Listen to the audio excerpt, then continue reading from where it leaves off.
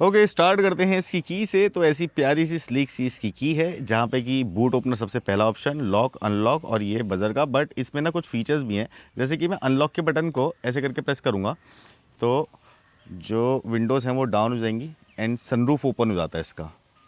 की में सबसे पहला फीचर जो है वो है बूट ओपनर का। प्रेस करता हूँ इसको तो ऐसे करके ये इलेक्ट्रॉनिकली ओपन हो जाती है। ये एक बढ़िया फीचर है जो कि थोड़े सफिस्टिकेशन क्रिएट करता है आपकी कार में। वीडियो स्टार्ट करने से पहले बता दूं, मेरी हाइट है 5'11" और ये इतनी ऊंची है मुझसे। और मैंने आज इसको ऑफ रोडिंग में बहुत तोड़ा है, इसको बहुत चलाया, अलग अलग टेरेन से निकाला, इसके सारे मोड्स चेक करें। किसके लिए? कि मैं बता सकूं जब मैं ये वीडियो बना रहा हूं कि क्या ये कार इन्वेस्टमेंट के लायक है या फिर हमें अभी भी कुछ और चीज़ों के ऊपर ध्यान देना चाहिए। तो यार सबसे पहली जो चीज़ मुझे इसकी लगती है ना, वो है इसका डिफरेंशियल लॉक सिस्टम। और वो जब पता चलेगा जब इसको ड्राइव कर रहे होगे कच्चे रास्तों पे, तब ये तीन जो डिफरेंशियल लॉक है ना, यानी कि मिड, फ्रंट एंड रेयर, ये तीन जो है बड़ी गाड़ियों में आते थे, अब इस सेगमेंट के अंदर आ गए। इसके अंदर 10+ मोड है जो कि traction control and differential lock को लेके कस्टमाइज कर रखे हैं। यहाँ पे 2H ऑटो और 4 हाई, और ये जो है ना CCO, ये फीचर बहुत काम की चीज़ है, बहुत काम की। इसको बोलते हैं क्रॉल कंट्रोल। और ये जो है ना तब काम आएगा जब आप हिल स्टेशन पर घूमने जाते हैं, होटलों में चढ़ते हैं, यहाँ पे स्टीप चढ़ाई होती है, वहाँ पे चढ़ा नहीं पाते हो, पीछे लग जाती है कार, या फिर हम किसी और बंदे को बुलाते हैं, ड्राइवर को, और वो चढ़ाता है। या फिर जिन लोगों के पास एक्सपीरियंस नहीं है लेकिन घूमने का शौक है, उन लोगों के पास इस टाइप की कार्स होनी चाहिए जिसके अंदर इतने सारे फीचर्स हों। अच्छा, एक अजीब सी बात बताऊं कि इस कार की ग्राउंड क्लियरेंस ना चेंज हो सकती है, वेरी कर सकती है बेसिकली, अगर आप 2 व्हील ड्राइव वेरिएंट लेते हैं या फिर 4 व्हील ड्राइव लेते हैं। अगर आप 2 व्हील ड्राइव लेते हैं तो 219 mm की ग्राउंड क्लियरेंस मिलेगी यहाँ से यहाँ तक, और ये 4 व्हील ड्राइव वेरिएंट है तो ये है 202 mm का, यानी कि 4 व्हील ड्राइव में थोड़ी सी कम है ग्राउंड क्लियरेंस और 2 व्हील ड्राइव थोड़ी सी ज़्यादा ऊंची है नीचे से, यहाँ से। देसी लैंग्वेज में बोलूँ तो वजूद, भारीपन, और अगर थोड़े सोफिस्टिकेशन में बोलूँ तो रोड प्रेजेंस। रोड प्रेजेंस होती है कार का साइज़, हाइट, उसकी लेंथ और उसकी कितनी विथ है। इस कार की फ्रंट से जो विथ देख रहे हो ये 2016 mm की है, यानी कि 2016 mm की सबसे ज़्यादा चौड़ी कार है इस सेगमेंट में। ऐसी जो इसकी लेंथ है ना वो 5 मीटर की है भाई, 5047 mm लंबी कार है। अच्छा, मैं जिस एरिया में हूँ ना, यहाँ पे बहुत बड़ी बड़ी चौड़ी चौड़ी कार है, लेकिन ये जो है मेजेस्टर, इसकी ये जो हाइट है यार, ये सीरियसली रोड पे काफ़ी अच्छा इम्पैक्ट क्रिएट कर रही है। मतलब मैं ये देख रहा हूँ कि मैं जा रहा हूँ और सामने से जो लोग हैं वो हट रहे हैं, बिकॉज इसका साइज़ 1870 mm लंबी है, मतलब काफ़ी ऊंची हाइट है इसकी। और अगर मॉडिफाई करा लोगे कल को, इसको छोटा मोटा व्हील साइज चेंज करा लिया तो और ज़्यादा ऊंची हो सकती है। कुछ इस टाइप का इसका एलॉय व्हील है, डिज़ाइन ठीक है, 19 इंचेस का है, बट इसमें ना अभी कंपनी ने C8 के ये 80 टायर लगा के दे रखे हैं, जो कि 255 60 R19 का ये साइज़ है। लेकिन ये एज एन एक्सेसरी मिलेगा, अगर आप शोरूम से इसको लोगे तो आपको हाईवे टेरेन ही मिलेंगे या रोड टेरेन टायर्स। ये कंपनी ने हमें लगा के दिए थे बिकॉज हमें ऑफ रोडिंग करनी थी, तो उन्होंने सोचा कि भैया क्या पता क्या हो, तो 80 टायर लगा के दे दिए। और अभी से ही दिल्ली में इतनी ज़्यादा गर्मी हो गई है कि शूट करना हो गया है बहुत ज़्यादा मुश्किल। बट मैं बीच बीच में आपको बताऊंगा कि क्या क्या चैलेंजेस मुझे फेस करने पड़े जब मैंने इसकी ऑफ रोडिंग की थी। तो उसके लिए आप ना कॉन्टीन्यूस वीडियो देखना, कहीं पर स्किप कर दिया तो मेन पॉइंट छोड़ दोगे।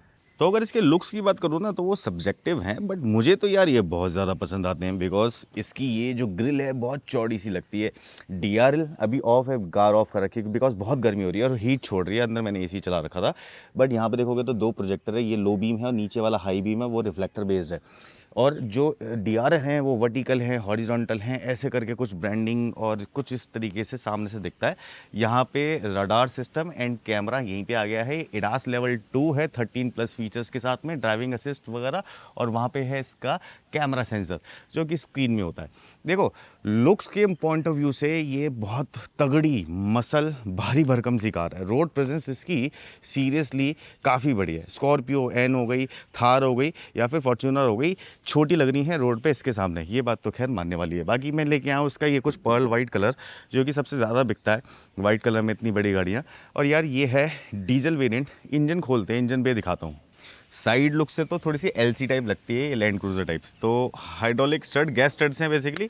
कुछ ऐसा सा ये ऊपर की तरफ हो जाता है, जितना ही भारी हो में फ़र्क नहीं पड़ता, एक हाथ से ऊपर कर सकते हो। और कुछ ऐसी सी दिखती है इसकी ये इंजन पे, यहाँ पे MG ट्विन टर्बो टेक्नोलॉजी ठीक है भैया, की है 2000 cc का इनलाइन 4 सिलेंडर इंजन है, ये डीजल इंजन। और देखो पहले इंजन पे देख लेते हैं। तो यहाँ पे एयर बॉक्स आ गया, कूलिंग से रिलेटेड वहाँ पे जो है ये लिक्विड्स हैं, बाकी लाइंस हैं आपकी, ये इंजन कूलिंग, रेडिएटर की लाइन, बैटरी बड़ी वाली लगी हुई है इसके अंदर, फ्यूज़ बॉक्स, ECM वगैरह, ECU जो भी आप बोलो। और फिर यहाँ से यहाँ तक कुछ ऐसी सी दिखती है। तो इंजन बेस की खाली खाली नहीं दिखती, इंजन बेस की भरी हुई सी दिखती है, जैसे कि एक लग्जरी कार होती है। ये 2000 सीसी का ट्विन टर्बो इंजन जनरेट कर देता है 213 bhp का, यानी कि 213 bhp ये जनरेट कर रहा है। अबे सुनने में फिगर थोड़ी सी कम लग रही होगी कि 213 bhp ही क्रिएट कर रहा है यार, ये बस। लेकिन इतनी बड़ी कार जिसका कि साइज इतना बड़ा है, इसको कोई सुपर तो हाई स्पीड में नहीं चलाता, स्पोर्ट्स कार की तरह नहीं चलाता। ये होती हैं कि आपको इनसे काम निकालना है, ऑफ रोडिंग करनी है, लोगों को बैठाना है या फिर अपना वजूद दिखाना है रोड पे। 478 Nm ऑफ टॉर्क ये निकाल देती है।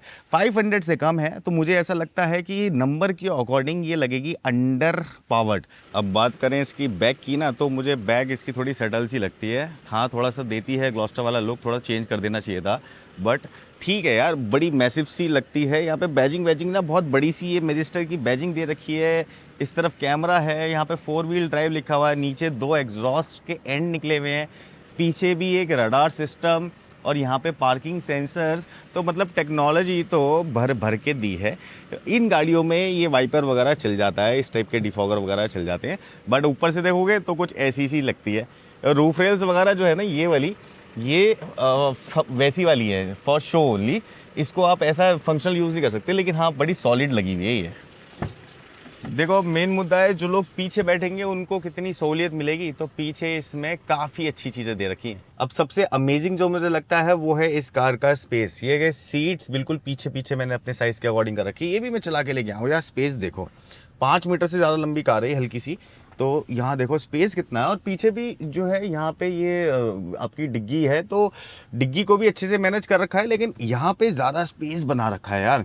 पूरी फैमिली इजीली बैठेगी। सबसे बढ़िया सी चीज़ है कि ये सीट ऐसे रिक्लाइन हुई हुई है ना अभी इस एंगल पे, ये थोड़ी सी आगे भी आ सकती है। यहाँ पे ये इसका लैच है, इससे ऐसे करके आगे आ जाएगी, ऐसे करके करोगे तो ये रिक्लाइन हो जाएगी। तो 2-3 स्टेप हैं इसके अंदर।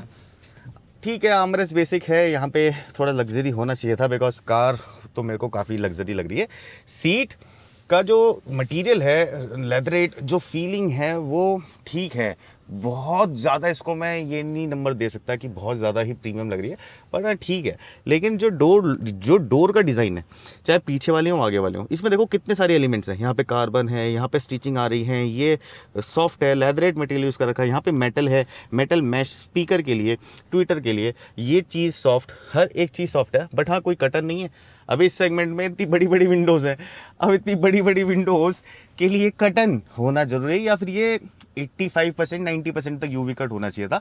तो धूप तो भैया झेलनी पड़ेगी, क्योंकि हमारे ऊपर इतना बड़ा ये डुअल पैन सनरूफ भी तो है। ये बहुत बड़ा है भाई। ये डुअल पैन सनरूफ देखो जरा, वहाँ से स्टार्ट होता है, यहाँ तक आता है, पीछे तक आएगा। मतलब मैं जहाँ बैठा हूँ, मैं यहाँ बैठा हूँ, तो मेरे सर के ऊपर बिल्कुल धूप आएगी। तो इतना बड़ा अगर डुअल पैन सनरूफ है, इसमें यूवी कट वगैरह जैसी चीज़ें जरूर होनी चाहिए थी। ये जो है ना इसकी जो ये अब देख रहे हो ऊपर से सूरज दिख रहा होगा आपको, लाइट दिख रही है, ये जो ना बहुत पतला मैश है, ये थोड़ा सॉलिड होना चाहिए था। बहुत बहुत लाइट है ये, ऐसा लग रहा है जैसे कि कपड़ा सा लगा रखा हो। इसको थोड़ा और सॉलिड करने की ज़रूरत है।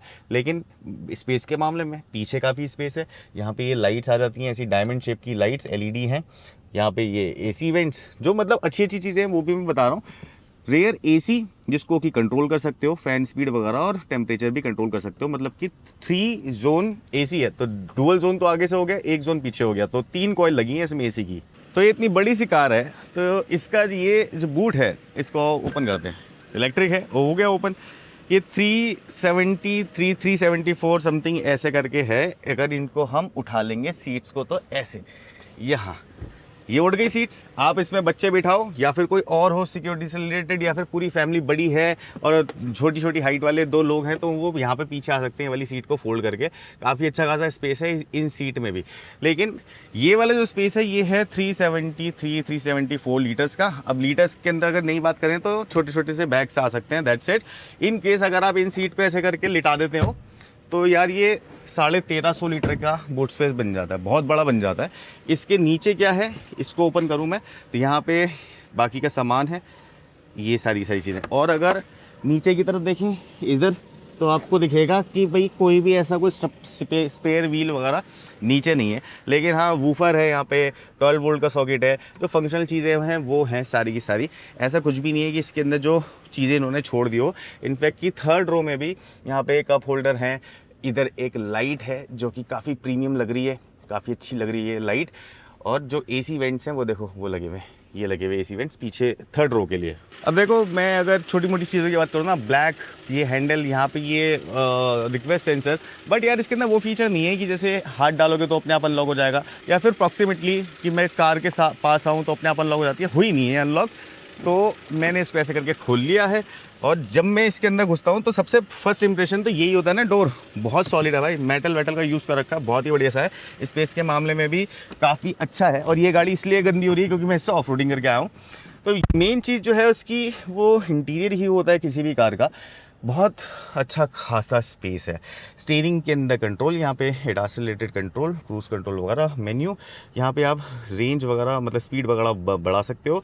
जो ये CCO सिस्टम है इसकी भी स्पीड यहीं से बढ़ती है। फिर डायरेक्शन दे सकते हो कि कितनी दूर रखना अपनी कार को। यहाँ पे भी काफ़ी सारे ऑप्शन है। अभी ये जो देख रहे हो ये राउंडेड जो कंसोल है, इनको आप लेटेस्ट कंसोल में चेंज कर सकते हो सेटिंग्स के अंदर जाके, वो सारी यहाँ से होगी, वो भी दिखाऊंगा थोड़ी देर बाद। बट मेन चीज़ पहले देख लेते हैं। तो जैसे लैंड क्रूज़र के अंदर वो मोटी मोटी सी होती है, यहाँ पे हैंडल है, एक ग्रैब हैंडल वहाँ पे है, एक ग्रैब हैंडल यहाँ पे है। SUV वाला जो फील है ना, वो भाई दे रही है। स्टीयरिंग थोड़ा सा और इम्प्रूव हो सकता था, बट स्टीयरिंग भी ठीक है अपनी जगह। यहाँ देखो, यहाँ पे लाइट है, ठीक है, लेकिन हेलोजन लाइट है पीली पीली सी, और वो भी बहुत ही ज़्यादा कमज़ोर सी है। LED लाइट जब यहाँ पे थी और इतनी अच्छी थी शार्प वाली, तो इसको भी दिया जा सकता था। बाकी लाइट्स के स्विच यहाँ पे हैं, यहाँ यहीं से ही बूट भी ओपन हो जाएगी। ये बूट ओपन हो गई, और यहीं से ही मैं इस बूट को स्टॉप भी कर सकता हूँ और फिर क्लोज भी कर सकता हूँ। फिर ये जो है, ये है कर्टन का बटन, कर्टन इससे पीछे की तरफ हो जाएगा, ऐसे कर्टन हो रहा है पीछे की तरफ। सनरूफ ओपन किया जाए तो 1 क्लिक सनरूफ का ऑपरेशन भी है। सनरूफ यार बहुत बड़ा है यार, और थोड़ा सा तो यूवी कट कर रहा है लेकिन बहुत ज़्यादा नहीं कर रहा। लेकिन यहाँ पे जो स्पेस है जिससे कि इंसान बाहर निकलेगा, अगर कोई नेता वेता हो, हाथ जोड़ने हैं, गले में माला पहननी है, तो इजीली निकल सकता है, मोटा इंसान भी। इतना स्पेस है इसमें ऊपर। छोटी छोटी चीज़ें मेरे को काफ़ी अच्छी लगती हैं इनमें, जो डिटेल होती है, जैसे कि ये वायरलेस चार्जर है, इसी के साथ में यहाँ पे भी वायरलेस चार्जर है, तो खुद का भी फ़ोन चार्ज करो, अपने पार्टनर का भी फ़ोन चार्ज करो। दूसरी चीज़ कि फ़ोन ही सामने रखे हुए हैं तुम्हारे, तो कोई टेंशन ही नहीं है, नोटिफिकेशन आई, कॉल आई तो यहीं से, इन केस अगर कनेक्ट नहीं कर रखा तो। बाकी ग्लव बॉक्स के अंदर बहुत ही कम स्पेस है, इसको मैं ज़्यादा स्पेस नहीं बोलूँगा इतनी बड़ी कार के लिए, बट हाँ बहुत सारे स्पेस साइडों में मिल जाते हैं। यहाँ पे कप होल्डर है, की रखने की जगह है जहाँ पे मैंने की रखी हुई है, और कप होल्डर वैसा वाला है जिसमें छोटे बड़े कप आ सकते हैं, तो ये बड़ी सही चीज़ है। इसके ना यहाँ देखना, नीचे की तरफ यहाँ पे अगर देखोगे तो स्पेस मिलेगा, तो जो स्पेस ऊपर की तरफ से नहीं दिया वो यहाँ पे नीचे की तरफ यहाँ पे दे दिया है। यहाँ पे कुछ पोर्ट है जिससे कि आप अपना फ़ोन, गैजेट्स वगैरह चार्ज कर सकते हो। मेन चीज़ है इसका ये आर्मरेस्ट, और ये जो आर्मरेस्ट है काफ़ी सही लगता है मुझे, क्योंकि ऐसा है BMW कार्स में आता था पहले ये वाला। इसको ऐसे करके ओपन करूँगा, ऐसे ओपन हो जाएगा, ऐसे ओपन करूँगा, ऐसे ओपन हो जाएगा। यहाँ पर टिकट्स वगैरह जैसे सामान वगैरह रखा हुआ है ये आ सकता है, बट ये कूल्ड नहीं है, इसके अंदर कोई कूलिंग से रिलेटेड फीचर नहीं है, कोई चार्जिंग से रिलेटेड फीचर नहीं है। इनकेस कोई डिवाइस छुपा के चार्ज करना हो तो वो नहीं है यहाँ पे, लेकिन ऐसे करके बंद हो सकता है। ये इतना बड़ा है कि इसको आपको एडजस्ट करने की जरूरत नहीं पड़ेगी, बिकॉज आपके हाथ यहीं तक ही आएंगे, यहाँ तक आएंगे ऐसे करके। म्यूजिक सिस्टम के पॉइंट ऑफ व्यू से बात करें तो JBL के इसके अंदर सिस्टम लगा हुआ है यहाँ पे, ये एक अलग सीरीज़ है। बाकी यहाँ पे आपको Android, Apple car play, Android auto वगैरह ये सारी चीज़ें वायरलेस मिल जाती हैं। मोड से जैसे कैबिन मोड करना, आपको ऐसा करके इसको ओपन किया तो वैले में देना है, क्विक पे देना, तो जो भी लेटेस्ट गाड़ियों के अंदर फीचर है ना वो इसके अंदर आ जाएंगे। ये ऐप का है, इसका ये ऐप खोली मैंने तो ऐप बहुत सारी आ जाती हैं, फिर आप इसके अंदर गाने वगैरह सुन सकते हो, मतलब ऑनलाइन है क्योंकि इसके अंदर इंटरनेट इनसाइड, वही MG की जो है व्हीकल सेटिंग वगैरह के अंदर जा सकते हो। 360 कैमरा की अगर क्वालिटी देखें तो कुछ ऐसी सी है, और जब मैं टर्न इंडिकेटर देता हूँ ना तब भी ऑन हो जाते हैं, तो ब्लाइंड स्पॉट मॉनिटरिंग भी काफ़ी अच्छी है। यहाँ पे क्लिक करते हैं तो ये वाला कैमरा ओपन हो जाएगा, इधर ऐसे 360 व्यू पे मैं जाता हूँ तो मैं पूरी कार को ऐसे करके स्वैप कर सकता हूँ। क्वालिटी अच्छी है, इतनी धूप में भी यहाँ पे कुछ ऐसा मतलब वो जर का होता है ना, वाइट सा ऐसे करके लाइनें आ रही होती हैं बहुत तेज कैमरे में। बट हाँ ये है कि रात को कैसा दिखेगा, अब हमारी बस पार्किंग करा दे, इसके अंदर कोई मूवी तो देखनी नहीं हमें। बाकी ये जो कैमरास हैं इसके हैं तो 4 ही, लेकिन उसमें इतने सारे एंगल आपको मिल सकते हैं। लेकिन कुछ ऐसे लग्जरी फीचर है इसके अंदर, इसके top of the line variant मिलेंगे जो वैसे नहीं मिलते। साइड व्यू मिरर बहुत बड़े बड़े है ना, ये देखो, ये जो बटन है मेटल का, ये ऐसे करके मैंने उतारा, साइड व्यू मिरर हीटेड है, तो जब फॉग वगैरह होगा तो ये अपने आप ही हीट हो जाएंगे और आपको फॉगी वाला दिखेगा ही नहीं। बहुत बड़े बड़े मिरर्स हैं इसके। बाकी ऑटो डिमिंग तो है तो, लेकिन थोड़ा सा ऐसा लगता है आउटडेटेड टाइप। इसको थोड़ा नए ज़माने का होना चाहिए था, बॉर्डरलेस वगैरह जो आजकल चल रहे हैं। लेकिन पैडल शिफ्टर्स मिल गए, टॉर्क कन्वर्टर, ए स्पीड, यहाँ पे सारी चीज़ें ऑटो हैं। पूरी कार ऑटोमेटिक है यार ये। बस ये है कि इंजन की आवाज़ जो है जब ये विंडो डाउन की मैंने तब आएगी, लेकिन विंडो अप कर दी मैंने अगर तो साइलेंट हो गई कार, बस एसी के ब्लोअर की आवाज़ आती है। देखो ये गाड़ी जब ऑफ रोडिंग करती है ना तो इसका कोई जवाब नहीं है। इसने काफ़ी ज़्यादा जो ऑब्स्टिकल्स थे उसको इतने अच्छे से निकाला है। मतलब ऊपर चढ़ रहा हूँ मैं, नीचे उतर रहा हूँ मैं, स्टीयरिंग घुमा रहा हूँ तेज तेज, यार कार का बैलेंस बना हुआ है। दूसरी चीज़, जैसे 1 बाय 1 ऑब्स्टिकल करके अगर मैं बात करूँ तो जब मैं जा रहा था वो साइड इंक्लाइन पे, तब भी गाड़ी काफ़ी बैलेंस लगी मुझे। फिर जब ये चढ़ाई जब मैंने चढ़ी तब भी मेरे को ऐसा लगा कि यार ये इसका जो क्रॉलिंग कंट्रोल है ये काफ़ी अच्छे से काम कर रहा है। दूसरा पॉइंट मेरा कि कार की जो सस्पेंशन है, 3 टन की कार है, ऑलमोस्ट 3000 किलो की, लेकिन उसमें भी जब कार नीचे की तरफ लगती है ना, ऐसे धक धक धक धक जब होती है तो वो डैम्पिंग का भी साउंड नहीं आ रहा। यहाँ पे एक एडवांटेज मुझे लगी। हमेशा हमें ऑफ रोडिंग नहीं करनी, कच्चे रास्तों में नहीं चलाना, हमें भैया घूमने जाना है, रोड पे चलानी है। रोड पे कैसी परफॉर्मेंस है वो देखते हैं। मैं आया हूँ मुंबई एक्सप्रेस हाईवे दिल्ली से, तो चलो स्टार्ट करते हैं इसका रोड टेस्ट। तो चलो जी, इसको मैंने डाला ड्राइव पे, डी पे आ गई है, नॉर्मल मोड पे है। ये यहाँ पे दिखा रहा है 4H पे मैंने इसको लगा रखा था, बट मैं इसको ऑटो पे कर दूंगा। तो मैंने मोड को ऑटो पे कर दिया, अपने आप ही सिलेक्ट करेगा। यहाँ से मैंने चलाया। अभी डिफ लॉक यहाँ पे एक्टिव है ना, मैं इसको डीएक्टिवेट कर दूंगा बिकॉज मेरे को चलानी है रोड पे। हो गया, D1 पे आ गई। अब ये जो है कार, ये रोड पे कैसी भागी। पहले देखो मैं हाईवे पे हूँ, शोर हो रहा है यहाँ पे। आप देखो कि शोर कितना आ रहा है कैबिन में। पीछे से ट्रक आ रहा है मेरे, उसको निकलने देते हैं, फिर पता चलेगा एग्जैक्ट साउंड। इसमें नॉइस कैंसिलेशन नहीं लगाएंगे। यहाँ से देखते हैं, ये ट्रक आ रहा है इधर, बहुत मिनिमम साउंड है ना, यही साउंड है बस इसके अंदर, तो नॉइस कैंसिलेशन अच्छी है। तो यहाँ पे सबसे पहले हम इस कंसोल को चेंज कर रहे हैं, जिसके अंदर एडास वगैरह की जो चीज़ें अच्छे से दिख जाएंगी। तो ये आ गया, मैं क्लस्टर थीम के अंदर मैं इसको लगा रहा हूँ, सिंपल क्लस्टर थीम। तो कुछ ऐसी सी दिखेगी, देखो कितनी सुंदर सी हो गई। अभी स्टीयरिंग थोड़ा सा ऐसे है, इसको मैं कर लेता हूँ ऐसे, अब पूरा व्यू दिख रहा होगा। स्क्रीन की ब्राइटनेस ठीक है, बट बहुत ज़्यादा शार्प लाइट के अंदर मैं शूट कर रहा हूँ तो मुझे वहाँ पे थोड़ी सी ऐसी लग रही है कि थोड़ी सी कम है, थोड़ी सी बढ़ जाती। बाकी मैं यहाँ से इसकी ब्राइटनेस वगैरह भी, एम्बियंट लाइट वगैरह भी चेंज कर सकता हूँ। तो ये ऑप्शन तो मेरे पास में है। अब ड्राइविंग यहाँ पे कोई एनालिटिक्स नहीं आते हैं, आने चाहिए, ठीक है, बट कोई बात नहीं। 3, 2, 1, देखना ऊपर स्पीड आएगी। यहाँ पे ये कैमरा के अंदर दिख रही है बिल्कुल 00 जो लिखा हुआ है। 3, 2, 1 गो। अगर भगानी हो इनकेस तो क्या करोगे, तो ये भागेगी। इतनी बड़ी होने के बाद, इतनी भारी भरकम गाड़ी होने के बाद में 8 स्पीड टॉर्क कन्वर्टर कितनी देर में 100 पे जाता है या 120 पे जाता है वो देख लेते हैं। तो अब ये 100 पे आ गई है। तो देखा जाए तो कार का साइज़ बहुत बड़ा है भाई, और उसके हिसाब से कार जिस तरीके से मैनेज हो रही है वो बहुत सही है। इतनी बड़ी गाड़ियों को कभी भी बहुत ज़्यादा स्पीड पे नहीं चलाया करते, क्योंकि ये पलटने का खतरा रहता है। इनकी सेंटर ऑफ ग्रेविटी जो होती है वो ऊपर की तरफ होती है, तो पलटने का खतरा रहता है, ऑब्वियस है, वो रहेगा ही हर एक कार में।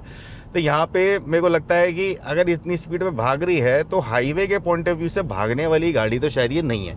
लेकिन हाँ ये है कि अगर आप इसको ऐसे चलाते हो, रोड मंचिंग पे जाते हो, क्रूजिंग करते हो इस पर, या फिर लॉन्ग राइड पे जा रहे हो आप, तो वहाँ पे ये काफ़ी कंफर्टेबल कहला सकती है, और काफ़ी कंफर्टेबल होगी भी है, क्योंकि सस्पेंशन मेरे को इसकी बहुत सही लगी। क्रूज़ कंट्रोल एक्टिव लगा दिया मैंने। तो मैंने दोस्तों उसको 95 की स्पीड में सेट कर दिया है। स्टीयरिंग का एक आइकन आता है, बट स्टीयरिंग यहाँ से एक्टिवेट नहीं हो पा रहा है, कोई भी बटन दबाने से स्टीयरिंग एक्टिवेट नहीं हो रहा है। तो इसके अंदर लेन कीप असिस्ट जैसी मेरे को फंक्शनैलिटी मिल नहीं रही है अभी। हो सकता है कि मुझसे गलती होती हो, लेकिन इसके अंदर है नहीं, क्योंकि होती तो सामने दिख जाती ना अपने आप स्टीयरिंग काम करता। तो अभी इसके अंदर यहाँ पे कोई फीचर भी नहीं है ऐसा कि लेन असिस्ट। यहाँ पे स्टीयरिंग का आइकन आ रहा है लेकिन वो एक्टिव ही नहीं हो रहा। एक्टिव हो जाना चाहिए था उसको एडेप्टिव क्रूज कंट्रोल लगाते के साथ ही।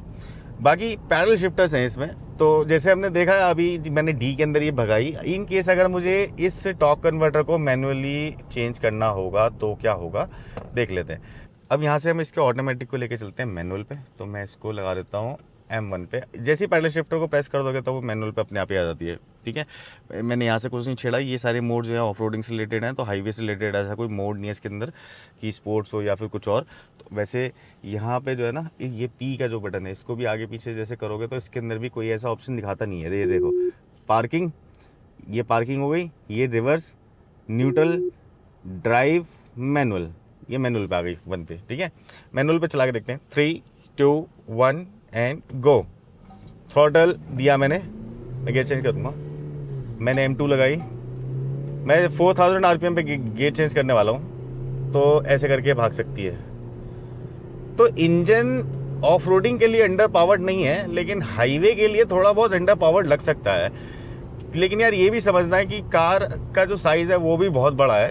आप इससे स्पोर्ट्स कार वाली फीलिंग नहीं ले सकते हो। ऑब्वियस है, ये एक ऐसी कार है जो आपको ऑफ रोडिंग कराएगी, आपको साइज़ देगी, फंक्शनैलिटी देगी, लग्जरी देगी, लेकिन इससे ये उम्मीद मत रखो कि ये बहुत तेज़ भाग सकती है। और बात करूँ मैं इसकी बॉडी रोल की, तो बॉडी रोल भी है काफ़ी गाड़ी के अंदर, बिकॉज गाड़ी का साइज़ बहुत बड़ा है। तो सेंटर ऑफ ग्रेविटी ऊपर की तरफ है। ये देखो, मैं लेन चेंज कर रहा हूँ सामने के सामने, ये देखो, तो है बॉडी रोल है। आपको थोड़ा सा संभाल के चलानी है गाड़ी। मैं हूँ अभी अपने सेफ जोन में, 100 की स्पीड पे हूँ। मैं एक ऐसी जगह पे हूँ जहाँ पर कि मेरे पास में सपोर्ट है, तो मैं ये सारे ये कर सकता हूँ, ये जो मैं कर रहा हूँ टेढ़े मेढ़े काम।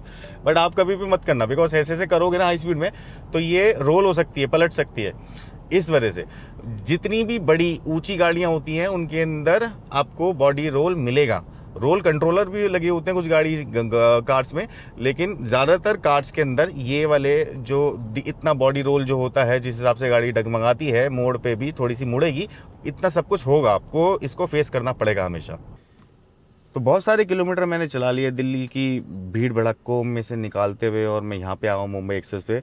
बट मैं ये देखने के लिए नहीं आया था कि भीड़ में कैसी चलेगी, क्योंकि वहाँ तो आप ज़्यादा चला नहीं सकते हो। मैं ये देखने आया था कि हाईवे पे कैसी चलेगी, और हाईवे पे जैसी चली उसके पॉइंट ऑफ व्यू से आप सोचो कि आपके पास में अगर है इतना बजट, तो आपके पास में बहुत सारे और ऑप्शन है।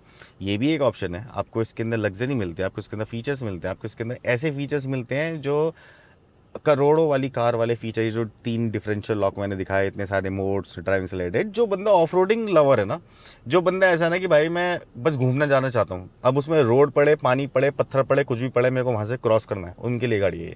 बहुत बढ़िया गाड़ी लगी मुझे, बहुत ही सही है। 1-2 चीज़ें जो मैंने बताई, मेरे फीडबैक थे, अगर वो सॉर्ट आउट हो जाए तो बहुत ही ज़्यादा मज़ा आएगा। अगर आपको और इंटरेस्टिंग ऐसे वीडियोज़ देखना हो तो प्लीज़ सब्सक्राइब कर लेना चैनल यार। Bye bye.